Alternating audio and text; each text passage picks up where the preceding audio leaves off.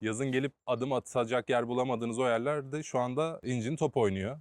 Burası bazen çok sessiz. Datça kışın aşırı sessiz.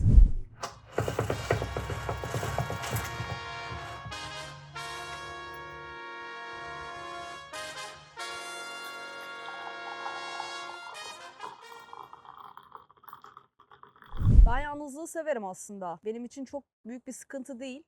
Ama bazen yine de bir ses arıyor insan. Evet, biz baş başa ve tek başımıza vakit geçirmekten aslında çok hoşlanıyoruz. İnsan çok arıyoruz diyemeyiz ama bu kadar yokluk da biraz fazla. Herhalde bir 20-25 güne bahara giriş yapacağız. Evet.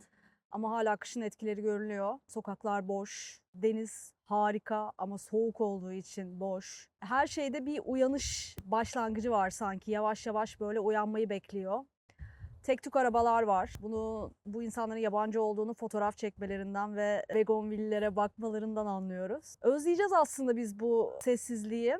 Ama yaklaşık 6 aydır, 7 aydır bitmeyen yağmurlar, çok fazla soğuk ve yalnızlığın etkisi yavaş yavaş vurmaya başladı artık. Yağmurlar bizi mahvetti açıkçası. Soğuk için çok fazla bir şey diyemeyiz. Yani burada ısınmak için ayda 3.000 lira gibi bir elektrik faturasıyla biz o işi hallettik. Ankara'dayken 5 sene önce doğalgaza 5.000 lira ödüyorduk. Tam zamanlı kışın burada yaşayan insanlar olarak ilk senemizde değil, artık çok fazla havayı soluduk. Biraz kışın size Datça özelinde Ege kasabasında nasıl hayat geçiyor ondan bahsedelim. Öncelikle kendinizle çok iyi arkadaş olmanız lazım. Hayatı biriyle paylaşıyorsanız onunla gerçekten iyi anlaşabiliyor olmanız lazım. Çünkü genelde 7 günün 6 gününde birbirinize kalıyorsunuz ve bir aktivite yapmak istediğinizde veya sosyalleşmek istediğinizde bile bir iki kişiyi bulursanız şanslısınız. O anlamda biraz ben ki çok fazla insan aramam, tek başıma vakit geçirmekten pek sıkılmam. O anlamda ben biraz zorlandım. Negatif yön olarak bunu ben de destekleyebilirim. Yani vakit geçirebileceğiniz insan sayısı az. Bunun arasında bir de hoşlandığınız, hoşlanmadığınız insanlar olabiliyor haliyle. Bu da bayağı bir filtreledikçe bir avuç insan ediyor. Aktivite pek yok. Gruplar kendi içinde bazen partiler düzenliyorlar, organizasyonlar yapıyorlar. Eğer işte ufak bir çevreniz varsa onlardan da haberdar olup katılabiliyorsunuz. Daha yeni bir festivalimiz oldu, Badem Çiçeği Festivali. Orada görmediğimiz bir kalabalık gördük. Gerçekten yaz kalabalığı gibiydi. İlk gün işte öyle oluyor. Bize iyi geldi ama ikinci gün tamam artık herkes şehre dönse mi daha var yazın gelmesine falan dedim ben, yalan değil. Genel olarak insan çok fazla olmamakla birlikte aradığınız bir dönem geçiyor. Ben kışları sıcak olur diye düşünüyordum ama gerçekten çok soğuk. Onun haricinde hastane problemimiz var. Yani bir devlet hastanemiz dışında bir hastanemiz yok. O yüzden kendinize iyi bakmanız lazım. Hastalanmamaya çalışın. Burada insanlar öyle söylüyorlar. Biz sormuştuk, peki hasta olunca, bir şey olunca ne oluyor, ne yapıyorsunuz diye. Çünkü en yakın hastane Marmaris'te, tam teşekküllü. Hasta olmamaya çalışıyoruz demişlerdi. Gerçekten de öyle. Zaten sebzesi, meyvesi, suyu, havası Havası. gerçekten bu kadar soğuğa rağmen, ki çoğu zaman yağmura yakalanıyorsunuz. Yani hesap etmeden. Çünkü güneş ve bir anda yağmur yağabiliyor. Dışarı çıktığınızda yağmura yakalanıyorsunuz. O soğuk ve yağmur yedikten sonra hasta olmayı bekliyorsunuz ama burada çok şükür henüz yaşamadık öyle bir şey. Evet, buraya geldiğimizden beri hastalanmadık. Farkında mısın? Yani ben havaya, suya ve doğal beslenmeye bağlıyorum. Burada da bildiğimiz büyük market zincirlerden var. Ama yerel çok fazla farklı bitki, farklı sebze bulabileceğiniz çok fazla üretici de var. Keçi sütümüz var. Komşudan hem de. Serbest gezen tavuklardan yumurtalarımız var. Yani biraz beslenme alışkanlığınızı ona göre şekillendirmeniz gerekiyor açıkçası. Canımız istediğinde eskiden şehirde canımızın istediğini yerdik.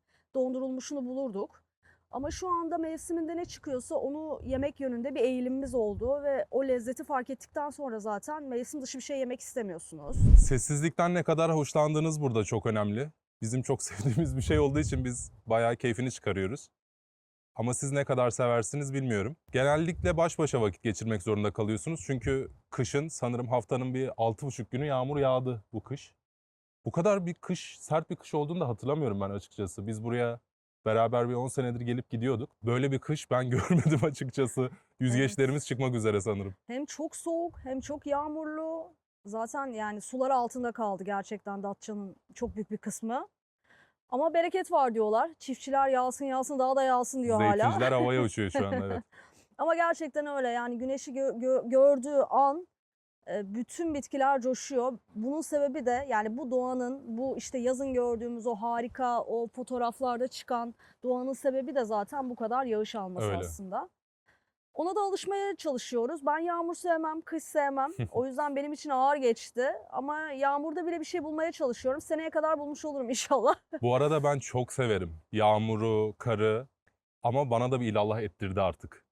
Şöyle oluyor, dışarı çıkamayınca, işinizi gücünüzü bitirdikten sonra yapmadığınız şeyleri keşke yapsam deyip yapmaya fırsat bulamadığınızı düşündüğünüz şeyleri yapıyorsunuz. Kitap okumak gibi. Birbirimizle gerçekten derin muhabbet ediyoruz, onun gibi. Lego aldım ben onun gibi hayatımda ilk defa. Bir şeyler denemediğimiz şeyler denemek gibi. Ki o seri gerçekten bitmiyor. Arada onları da yüklüyoruz. Yüklemeye de devam edeceğiz ama güzel oluyor. Kendinizi keşfedecek çok fazla vaktiniz oluyor. Çünkü tek sahip olduğunuz şey deli gibi yağan yağmur ve birbiriniz. Aynen öyle. Ya biz birbirimizle vakit geçirmekten neyse ki çok hoşlanıyoruz. O yüzden bizi çok rahatsız etmiyor Bazen. bazen.